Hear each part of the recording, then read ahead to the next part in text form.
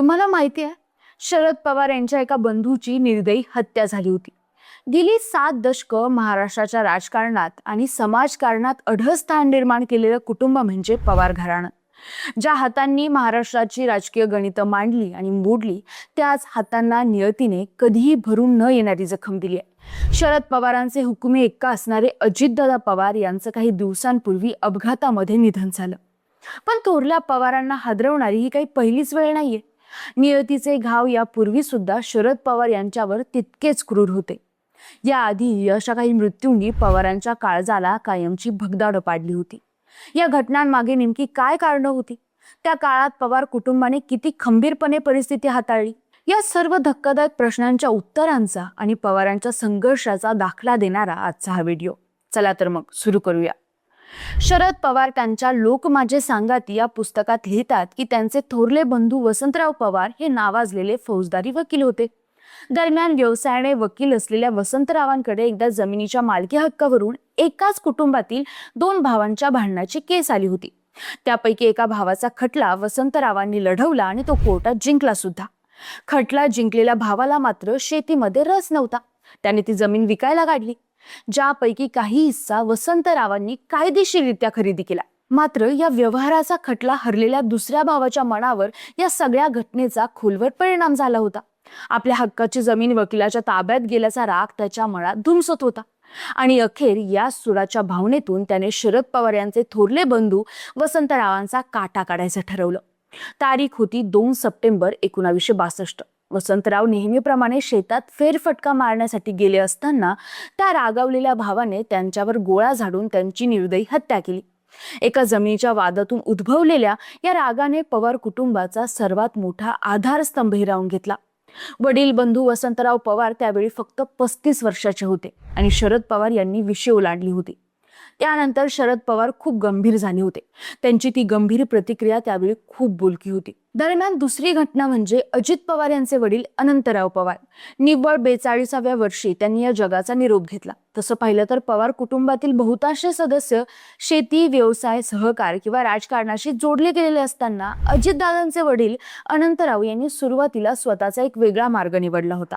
ते चित्रपट सृष्टीकडे वळले होते. त्यांनी मुंबईत दिग्गज डायरेक्टर व्ही शांताराम यांच्या राजकमल कला मंदिर म्हणजे राजकमल स्टुडिओमध्ये काम केलं होतं. कला आणि चित्रपट सृष्टीच्या वातावरणात त्यांनी आपला ठसा उमटवण्याचा प्रयत्न केला. पण पुढे कौटुंबिक आणि शेतीच्या जबाबदाऱ्यांमुळे अनंतराव पुन्हा बारामतीला परतले. पवार कुटुंबाची शेती आणि घराची मोठी जबाबदारी होती. शरद पवार आईच्या पावलावर पाऊल ठेवून राजकारणात उतरले होते आणि दिनकरराव म्हणजे आप्पासाहेब पवार यांनी सहकारामध्ये लक्ष घातलं होतं. त्यावेळी अनंतरावांनी मुंबईतील त्यांचं करिअर सोडून कुटुंबाच्या शेतीची आणि व्यवसायाची संपूर्ण धुरा अत्यंत समर्थपणे आपल्या खांद्यावर घेतली आणि ते ग्रामीण अर्थकारणाशी ते पुन्हा जोडले गेले. दरम्यान अनंतराव यांचं वयाच्या अवघ्या 42व्या वर्षी एका आजारपणाने म्हणजे काहींच्या मते हृदयविकाराने दुःखद निधन झालं.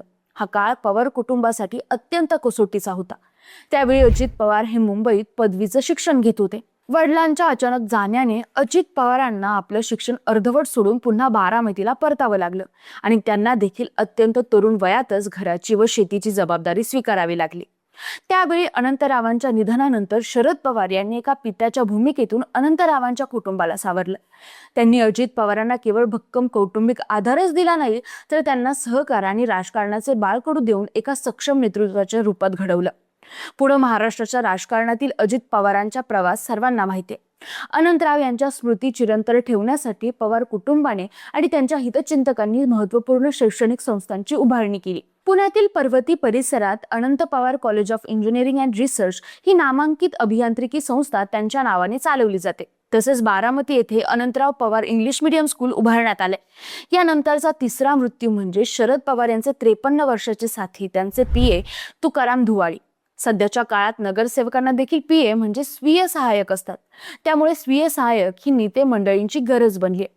राजकीय, सामाजिक, सार्वजनिक जीवनात काम करत असताना आपल्या शासन व प्रशासनासंदर्भातील कामाचा लेखाजोखा ठेवण्यासाठी, मांडण्यासाठी विश्वासू आणि प्रामाणिक सहकारी प्रत्येकाला हवा असतो. राष्ट्रवादी काँग्रेसचे सर्वेसर्वा आणि संस्थापक शरद पवार हे गेल्या 60 वर्षापासून राजकारणात सक्रिय असून 55 वर्षांहून अधिक काळ ते संसदीय राजकारणात आहे. त्यामुळे त्यांच्याकडे देखील अनेक पीए गेल्या कित्येक वर्षापासून काम करतात.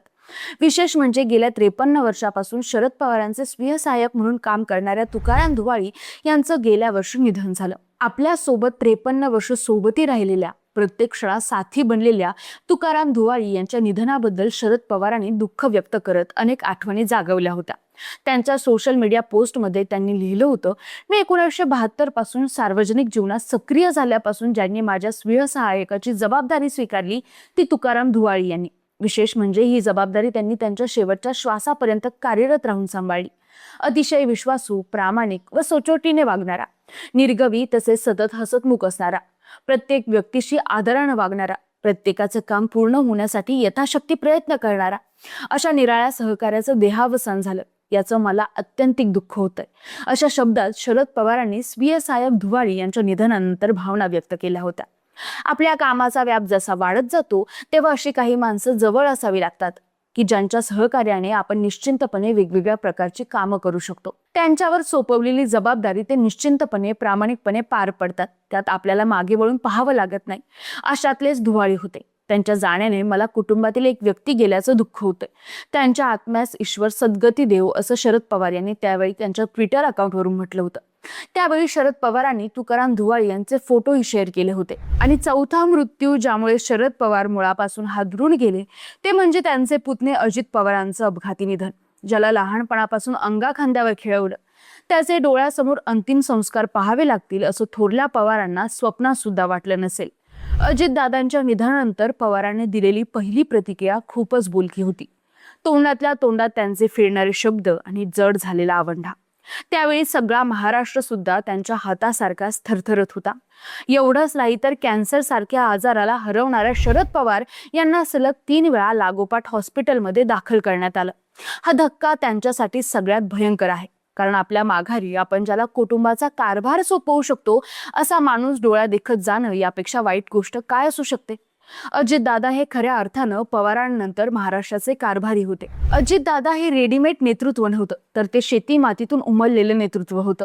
लहानपणापासूनच लोकांची कामे करत करत त्यांचा नेतृत्व गुण विकसित होत गेला. लहानपणी राणाच्या वस्तीला कुठे साप निघाला तर साप पकडण्यासाठी शेतकऱ्यांच्या मदतीला धावून जाणारा सर्पमित्र.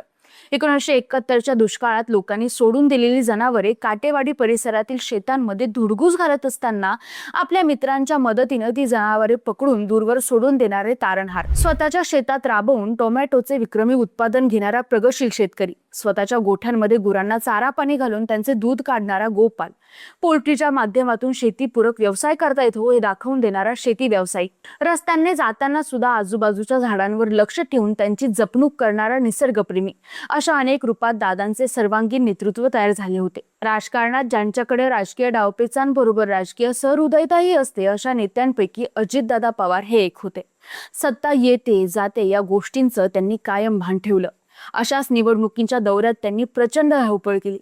दादांची धावपळ सत्तेसाठी असली तरी आपल्याला मिळालेली सत्ता ही जनतेची कामं करण्यासाठी वापरायची हाच त्यांचा पिंड राहिला आणि त्यातूनच त्यांनी कामाचा माणूस ही ओळख सार्थ करून दाखवली. अशाच निवडणूक दौऱ्यात धावपळ करत असताना एका दुर्दैवी क्षणी काळाने त्यांच्यावर घाला घातला. दादांच्या वडिलांनी सुद्धा अशीच अकाली एक्झिट घेतली होती. अजितदादा ही तोच कित्ता गिरवतील असं स्वप्नात सुद्धा पवार कुटुंबाला वाटलं नसेल. मागच्या काही काळात संपूर्ण पवार कुटुंब आणि त्यांच्या राष्ट्रवादी काँग्रेस पक्षात दरी निर्माण झालेली महाराष्ट्राने पाहिली. पण अलीकडेच संपूर्ण कुटुंब, ती सर्व नाती आणि त्यांचा राष्ट्रवादी पक्ष परिवार पुन्हा एकत्र येत असल्याचं पाहून महाराष्ट्र आनंदला होता. मात्र या आनंदावर विरजण पडलं. दादा हा माणूस बहुजनांची संपूर्ण इकोसिस्टीम होता आणि खऱ्या अर्थानं शरद पवार नावाच्या झंझावती वादळाचा वारसदार सुद्धा. सध्या त्यांचा मृत्यू हा अपघात होता की घातपात याचा तपास सुरू आहे. पुन्हा एक पुतण्या आपल्या काकासाठी मैदानात आहे. पण शरद पवार मात्र दादांच्या जाण्याने पुरते खचून गेले हे सत्य नाकारून चालणार नाही. त्यांनी शेवटची धडपड म्हणून नुकतीच राज्यसभेच्या खासदारकीची जबाबदारी स्वीकारली आहे. पण आता राजकारणात त्यांचं मन किती लागतंय हे त्यांनाच माहित. पण वादळं रोखून धरणं, ती परतवून लावणं हा पवार घराण्याचा 7 दशकांचा इतिहास आहे. त्याला तडा जाणार नाही हे निश्चित. तुम्हाला हे किस्से ऐकून कसं वाटलं कमेंट करून नक्की सांगा आणि सोबतच आपल्या कडकराव चॅनलला सबस्क्राईब करायला विसरू नका. धन्यवाद.